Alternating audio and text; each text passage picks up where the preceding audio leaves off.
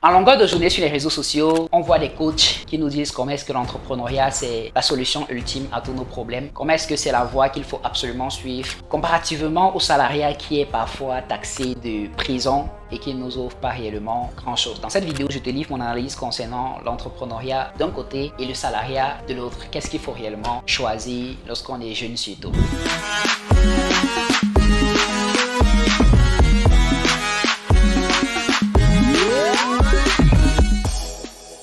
Salut à tous et bienvenue sur ma page sur Medico, je suis Dylan Nofole, vendeur depuis la licence, par ailleurs manager, car à ce jour je suis directeur général de l'entreprise sur mesure. Alors dans cette vidéo, je vais parler de l'opposition entre l'entrepreneuriat et le salariat et les raisons arrêtées que beaucoup de personnes donnent à ce jour pour pouvoir faire la promotion de l'entrepreneuriat au détriment du salariat. Alors la plus grande raison qui est souvent émise lorsqu'on parle d'entrepreneuriat et de salariat, c'est la notion de liberté. La notion de liberté financière, la notion de liberté géographique, la notion de liberté temporelle et tout ce qui va dans le sens liberté ou alors être tout simplement son propre patron. Lorsqu'on décide d'être salarié, on nous peint quelqu'un parfois qui ne peut pas atteindre l'autonomie financière ou ne peut pas être réellement libre financièrement parce que ses revenus sont limités et donc ne peut pas dépasser ce plafond et par conséquent ne peut pas tout simplement avoir une aisance financière. On nous peint quelqu'un qui doit se lever tous les matins comme un robot, aller travailler, parfois où il ne veut pas, quand il ne veut pas, il fait ce qu'on lui donne, parfois à cause des contraintes que le boss lui donne. Parfois sa grande reconnaissance également en retour. De l'autre côté, on va voir un entrepreneur comme quelqu'un qui gagne beaucoup d'argent, qui peut travailler quand il veut, qui peut travailler où il veut, qui peut faire ce qu'il veut, qui donne des autres aux autres et surtout qui est son propre patron et qui n'a de compte à rendre à personne. Donc la notion de liberté entre les deux vraiment c'est l'un et à l'opposé de l'autre. On a un qui est comme dans une sorte de prison dans laquelle il doit faire ce qu'on lui dit, comme on lui dit et gagner un revenu fixe qui est limité. De l'autre côté, on a quelqu'un qui fait ce qu'il veut, quand il veut, où il veut et qui a la possibilité de gagner beaucoup d'argent. Mais est-ce que c'est réellement vrai? Est-ce que cette notion de liberté, elle est bien analysée? Nuance. Lorsqu'on parle d'entrepreneuriat, est-ce qu'on est réellement libre? Vous les entrepreneurs, répondez ouvertement et sincèrement à cette question. Est-ce que vous êtes réellement libre? Moi, la réponse, c'est non. Si je prends chacun des plans que je viens d'énumérer, en commençant par le plan économique ou financier, lorsqu'on est un entrepreneur, il faut comprendre qu'on vit aux dépens de ce qu'on gagne. Ça veut dire, le jour où l'activité est fonctionnelle et qu'elle génère des revenus importants, là on gagne de l'argent, on est tout content. Mais le jour où l'activité ne fonctionne pas et qu'on ne gagne pas d'argent, là on est tout simplement dans la merde. Parce qu'on n'aura tout simplement pas d'argent pour pouvoir vivre et pour pouvoir faire fonctionner l'activité. Et trop souvent on nous raconte comment est-ce que les activités fonctionnent alors que ce n'est pas toujours le cas derrière. Lorsque je m'intéresse un peu plus aux structures qui sont fonctionnelles ici dehors, je me rends compte que beaucoup, mais alors beaucoup ne sont même pas rentables et généralement ne le seront même pas après plusieurs années. Et ça, c'est l'entrepreneuriat. Ce sont les vérités de l'entrepreneuriat. La liberté financière dont on nous peint, généralement, ce n'est pas la réalité. Les entrepreneurs qui s'en sortent réellement et qui ont un impact, ce sont des entrepreneurs qui ont suffisamment de ressources pour pouvoir générer suffisamment d'argent. Parce que comme on dit souvent, c'est l'argent qui appelle l'argent. C'est pas faux. Soit pour avoir suffisamment d'argent, il faudrait que soit vous venez d'une famille qui a beaucoup d'argent, soit vous avez des personnes qui sont prêtes à vous donner beaucoup d'argent, ou alors vous ayez des institutions financières auprès desquelles vous pouvez aller demander des crédits en ayant naturellement ce qu'on appelle des garanties. Mais tout le monde n'a pas la capacité de pouvoir le faire. Et même lorsque vous obtenez de cet argent, vous rencontrez beaucoup de difficultés et beaucoup de contraintes sur le plan opérationnel, parfois qui vous empêchent de pouvoir rentabiliser votre activité. Donc, la liberté financière, est-ce qu'elle est évidente? J'ai envie de dire non. Elle est possible, certes, mais c'est quelque chose qui est assez difficile et c'est tout un process. Donc, se dire qu'on devient entrepreneur pour la quête de la liberté financière, j'ai envie de dire oui, mais attention. Parce que c'est pas quelque chose qui va se faire du tic au tac. C'est pas quelque chose d'aussi évident qu'on le prétend. C'est quelque chose qui va prendre du temps, qui sera de longue haleine, qui va demander que vous soyez patient, que vous puissiez vous investir et surtout que parfois vous acceptiez de pouvoir prendre de l'argent, d'ailleurs investir dans le business, que ça ne fonctionne pas, mais que vous soyez demandé ou appelé à pouvoir restituer cet argent-là. Donc la liberté financière,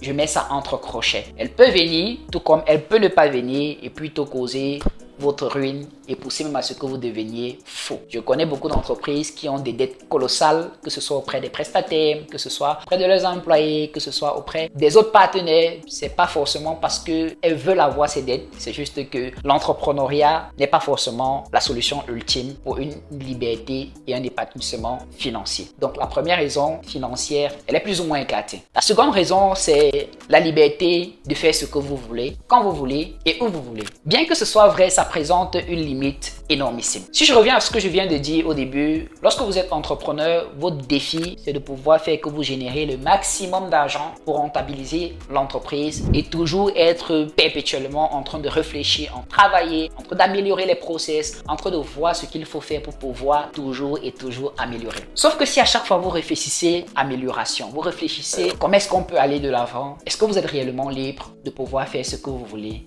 quand vous voulez? La réponse est non. Vous n'allez pas vous contredire en disant que les personnes qui connaissent des entrepreneurs et qui sont en contact avec des entrepreneurs ou des entrepreneurs elles-mêmes, ce sont des personnes qui généralement travaillent en mode non-stop. Ça veut dire, si elle se lève, elle va au bureau, elle est en train de travailler. Pendant la pause, par exemple, où certains salariés vont prendre leur pause déjeuner, elle n'aura pas de pause parce qu'elle sera toujours en train de travailler pour faire que l'activité puisse continuer à se développer. Et le soir, quand tout le monde rentre chez soi, elle reste au bureau des heures, un peu plus pour pouvoir travailler et comble, parfois elle ramène même du travail à la maison.